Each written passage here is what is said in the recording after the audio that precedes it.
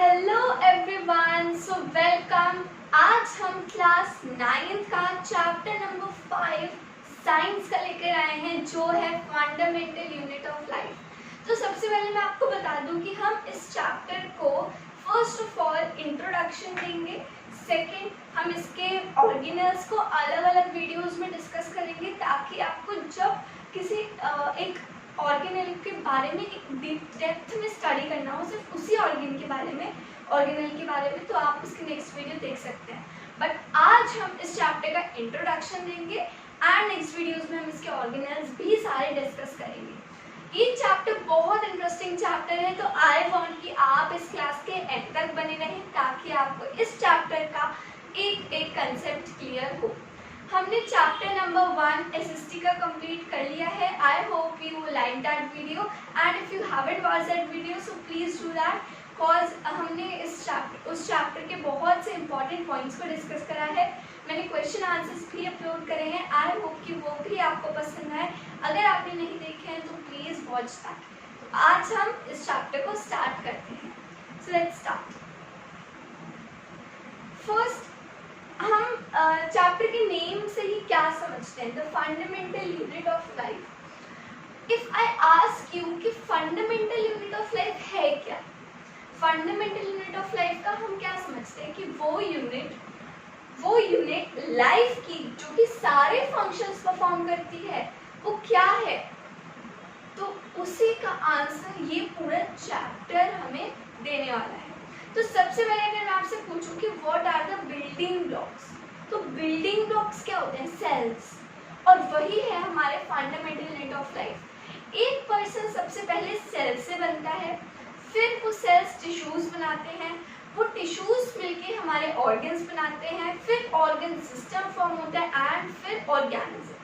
तो ये हमारा एक बिल्डिंग ब्लॉक्स की तरह, पिरामिड की तरह चलता है, जिसको हमें एक अच्छे वे की तरह हम आज समझने वाले हैं कि किस तरीके से जो सेल है वो क्या क्या फंक्शंस परफॉर्म करता है।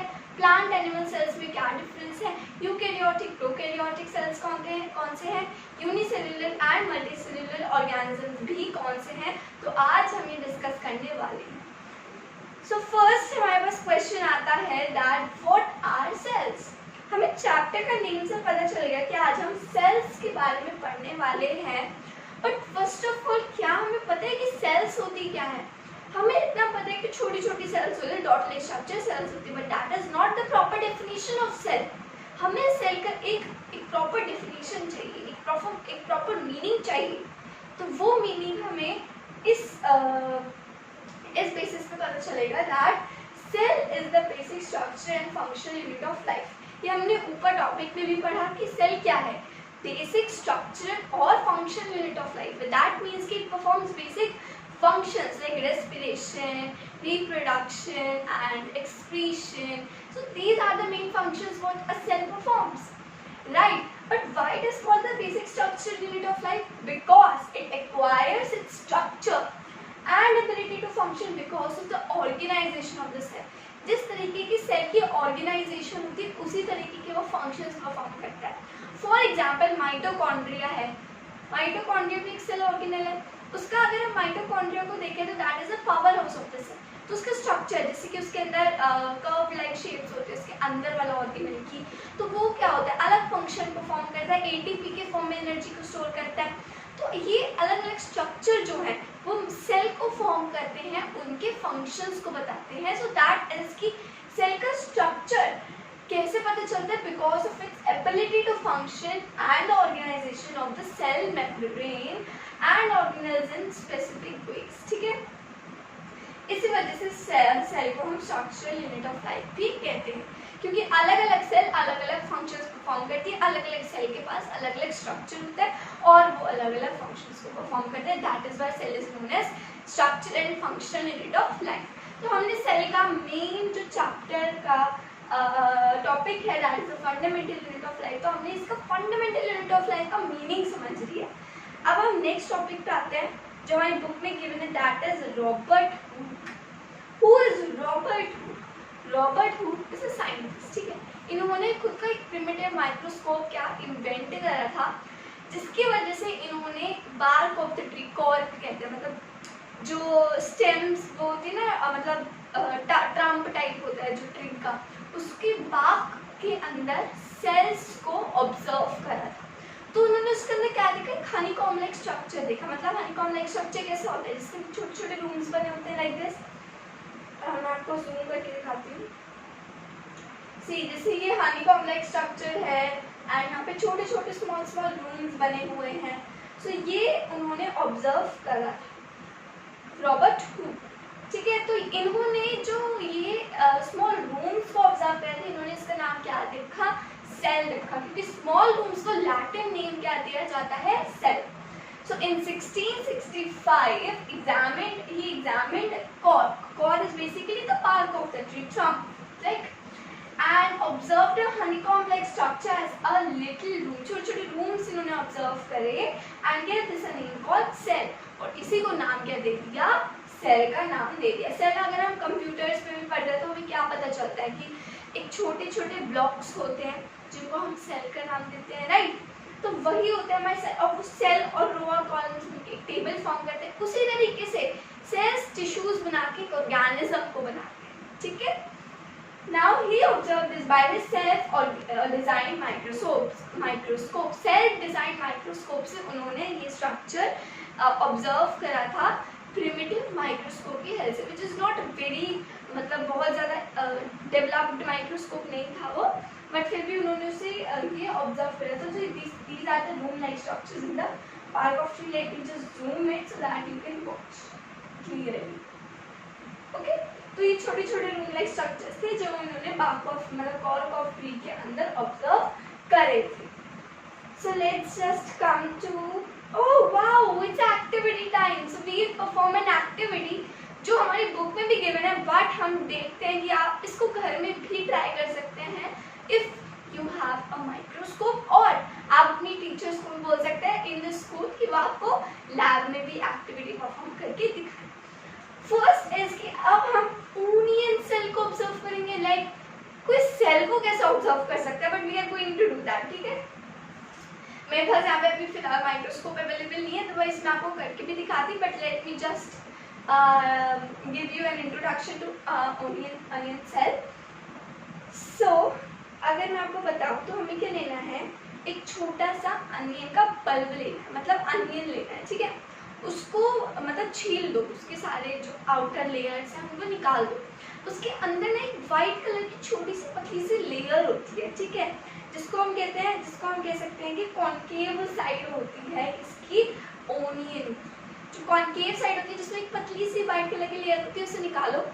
अब क्या करो कि एक ग्लास स्लाइड होती है, राइट, उसके ऊपर उसको प्लेस कर दो। अब ये देखना कि ना ही उसमें बबल्स आने चाहिए, ना ही वो जो हमारी अनियन की जो पतली सी लेयर है वो ना ही फोल्ड होनी चाहिए, कॉन्केव साइड फोल्ड नहीं होनी चाहिए, नहीं तो हम सेल्स को ऑब्जर्व नहीं कर सकते।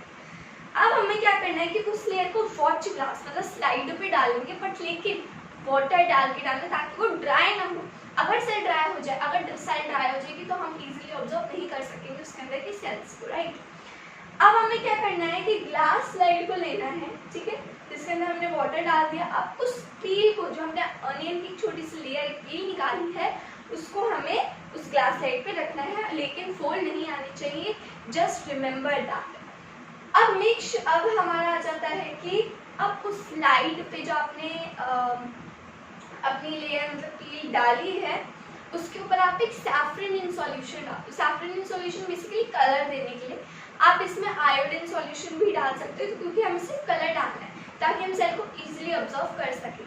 तो सैफरन इन सॉल्यूशन डालने के बाद आप उसको कवर स्लिप से कवर कर दो, लेकिन ये ध्यान रखना कि ऑक्सीजन के बबल्स नहीं आने चाहिए, क्योंकि हम जब ऑब्जर्व करेंगे ना उसको, तो हमें बबल्स दिखेंगे, हम वो सेल के हम अनेक सेल्स को ऑब्जर्व नहीं कर सकेंगे। तो ऐसे कवर स्लिप को डालना, मतलब एक पतली सी लेयर आती है which is of made up of glass, तो उसको हम बहुत इजीली अच्छे से प्रेस करके डालना है ताकि वो उसके अंदर बबल्स ना आए, ठीक है। यहाँ पे मैंने लिखा है take care to avoid air bubbles, bubbles नहीं आने चाहिए। अब हमने एक स्लाइड तो प्रिपेयर कर ली अनियन की, ठीक है, लेकिन हमें उस पर दिखा क्या, जब हम उसे माइक्रोस्कोप के अंदर देखेंगे ना, मतलब आप या तो कंपाउंड माइक्रोस्कोप भी ले सकते हो अगर आपको अंदर के ऑर्गेनेल्स नहीं देखने, अदरवाइज वैसे आप कंपाउंड माइक्रोस्कोप ही यूज करना, it is more preferable to you. Now let me just show you this. Are you able to see? Can you see that? Now let me tell you कि आप उस cell के अंदर क्या observe करोगे. ठीक है, ये सपोज करो अनियन की एक लेयर थी, ये भी वाइट लेयर है. ठीक है, आपने उसको माइक्रोस्कोप के अंदर डाला, सैफरन सॉल्यूशन डाल दिया, इसमें यहाँ पे ब्लू सॉल्यूशन डाला गया, बेसिकली आयोडीन भी हो सकता है, ये आयोडीन सॉल्यूशन. तो वो इस अनियन पील के ऊपर डाला और कवर स्लिप है ऊपर. ठीक है, अब ये माइक्रोस्कोप से ऑब्जर्व करें तो अब आप क्या देखोगे, जस्ट वॉच. जो आउटर लेयर होगी, मतलब जो उसकी सेल मेम्ब्रेन होगी, मतलब आउटर लेयर कहते हैं ना सेल मेम्ब्रेन की, तो वो डार्क कलर की होगी. आप पर्पल कलर मतलब सैफरन डाल रहे, रेड कलर का या कुछ भी डाल रहे. एक बात और ध्यान रखना, सैफरन सॉल्यूशन ज़्यादा मत डालना, एक छोटी सी ड्रॉप भी इनफ है सिर्फ उसको कलर देने के लिए. ठीक है, तो यहाँ पे जो सेल मेम्ब्रेन होगी वो डार्क होगी. ठीक है, जो बीच में डॉट दिख रही है ना आपको, डॉट डॉट्स, ये क्या है, this is nothing but the nucleus of the cell. इस सेल के न्यूक्लियस है, तो ये भी डार्क होगा. अब बीच में ये व्हाइट कलर दिख रहा है, व्हाइट कलर, ये क्या है, this is cytoplasm. Cytoplasm jelly like, मतलब जेली लाइक फ्लूइड होता है, फ्लूइडी होता है, हम इसे कह सकते हैं. तो ये साइटोप्लाज्म है जो कि बहुत लाइट कलर का आपको दिखेगा, न्यूक्लियस डार्क कलर का होगा, एंड जो सेल मेम्ब्रेन होगी वो भी डार्क होगी. तो बेसिकली ये हमारा अनियन की सेल हमने ऑब्जर्व करी है, इसके अंदर माइक्रोस्कोप के अंदर एक्टिविटी परफॉर्म करके. ओके, नाउ लेट्स जस्ट, अगर आप इस एक्टिविटी को परफॉर्म करें तो बहुत ध्यान से परफॉर्म करना, अदरवाइज कोई भी मिस्टेक होगी, अगर ऑक्सीजन की बबल्स आ गए, अगर जो आपने पील डाली हो फोल्ड हो गई, या आपने सैफरन सॉल्यूशन ज़्यादा डाल दिया, तो सेल की जो स्लाइड है ये अच्छी प्रिपेयर नहीं होगी, वो खराब भी हो सकती है. So this is the main important thing, ये प्रिकॉशंस है जो कि आपको ध्यान में रख के सेल को परफॉर्म, इस एक्टिविटी को परफॉर्म करना है. Now let's just come to another topic, that is कि हमें इस एक्टिविटी से क्या समझ आया. ठीक है, what to be infer from this activity. समझ क्या आया, हमने एक्टिविटी परफॉर्म कर ली, but what did we observe. हमने देख लिया साइटोप्लाज्म दिखा, न्यूक्लियस दिखा, सेल मेम्ब्रेन दिखा. अगर आप इसे इलेक्ट्रॉन माइक्रोस्कोप से ऑब्जर्व करेंगे आपको माइटोकॉन्ड्रिया भी दिखेंगे, प्लांट सेल के एक स्ट्रक्चर आपको इजीली विजिबल होगा. लेट मी सी, अगर मेरे पास कुछ है तो, या I have an animal cell basically. तो इस तरीके का ऑब्जर्व आपको एनिमल सेल के अंदर दिखेगा कि छोटे छोटे माइटोकॉन्ड्रिया टाइप्स ऑफ न्यूक्लियस है, तो ये भी आपको ऑब्जर्व करने में उसमें देखिए. Now, this small cells or structure of the cells join together to form a big structure like an onion bulb. हमने क्या देखा इसमें, ये छोटी छोटी सेल्स जो हैं, छोटी छोटी सेल्स ये एक साथ एक ज्वाइन हुई है, ये अलग है, ये अलग है, ये अलग है, लेकिन ये ज्वाइन हुई है to form a onion peel, onion bulb बनाने के लिए. राइट, तो छोटे छोटे सेल्स ज्वाइन होकर बल्ब बना दिया. मतलब अगर हम इसे ह्यूमन बीइंग के अंदर समझे तो छोटे छोटे सेल्स जो हैं वो मिला के टिश्यूज बनाते हैं. अब जब टिश्यूज ज्वाइन होते हैं तो ऑर्गन्स बनते हैं, ऑर्गन्स ज्वाइन होते हैं तो ऑर्गन सिस्टम फॉर्म होता है, और ऑर्गन सिस्टम फॉर्म होता है तो ऑर्गेनेल और एक ऑर्गेनिज्म फॉर्म हो जाता है. So this is the most interesting thing about this. जब मैंने एक्टिविटी अपने स्कूल टाइम में परफॉर्म करी थी, तो this was quite interesting, and मैंने भी यही देखा कि जो बीच वाला पोर्शन है दैट इज साइटोप्लाज्म, एंड मैंने ऑब्जर्व करा कि न्यूक्लियस जो है वो डार्क कलर का होता है, and cell membrane it's quite dark in colour. Right, now the small an onion bulb of different sizes have similar small structures. चाहे आप छोटा ऑनियन बल्ब लो, बड़ा ऑनियन बल्ब लो, सेल्स सेम ही होंगे, मतलब सेल का स्ट्रक्चर सेम ही होगा. Visible under the microscope, the cells of the onion peel will all look the same regardless of the size of the onion they have. ठीक है. Now the small structure that we see are the basic building blocks of life. हमने क्या देखा, वो जो छोटे छोटे structures थे वो बेसिक बिल्डिंग ब्लॉक्स थे, वो सेल्स थे. ठीक है. Every organism is made up of cell. हर ऑर्गेनिज्म सेल से बना है, whether it's human being, whether it's an animal, plant है, सब सेल से बने हैं ऑर्गेनिज्म लिविंग. ठीक है. Now अब हम करेंगे the most interesting topic of this chapter, that is the cell theory. अब हम सेल थ्योरी के बारे में पढ़ेंगे. तो बहुत से साइंटिस्ट आए जिन्होंने हमें सेल की थ्योरीज दी, अलग अलग थ्योरीज हमें पता चली, अलग अलग चीज़ें पता चली सेल के बारे में. तो बेसिकली कुछ साइंटिस्ट थे. फर्स्ट ऑफ ऑल तो हमने पढ़ा ये कौन थे, वो रॉबर्ट हुक थे. उसके आगे आए ल्यूवेनॉक. ल्यूवेनॉक कौन थे, ये फर्स्ट पर्सन थे जिन्होंने फ्री लिविंग सेल्स में ऑब्जर्व करी पॉन्ड वाटर के अंदर. जो पॉन्ड में जो वाटर होता है उसके अंदर उन्होंने फ्री लिविंग सेल्स को ऑब्जर्व करा ल्यूवेनॉक में. Next is Robert brown. Robert brown ने 1831 में सेल का न्यूक्लियस ऑब्जर्व करा. ठीक है. अब पुरकिंजे ने 1839 में प्रोटोप्लाज्म, एक टर्म है जिसको कॉइन करा. Basically that is for the fluid of the substance. Protoplasm is similar to like cytoplasm. Okay. Now which suggested that all cells arise from the pre-existing cells. Very important point. जितनी भी sales होती हैं वो pre existing cell से आती हैं. ठीक है. जो cells arise from the pre existing ones, जो पहले सेल्स थी उनसे अराइज होती, मतलब सेल डिवाइड होकर एक न्यू सेल फॉर्म करती है. Next is Schleiden and Schwann. They give a cell theory that all plants and animals are composed of cells and the cell is the basic unit of life. तो ये दो biologist थे विच वर स्कीडियर and Shawn. इन्होंने क्या दिया था, इन्होंने एक सेल की थ्योरी दी थी जिसमें उन्होंने बताया कि all plants and animals are composed of cell and the cell is the basic building unit of life.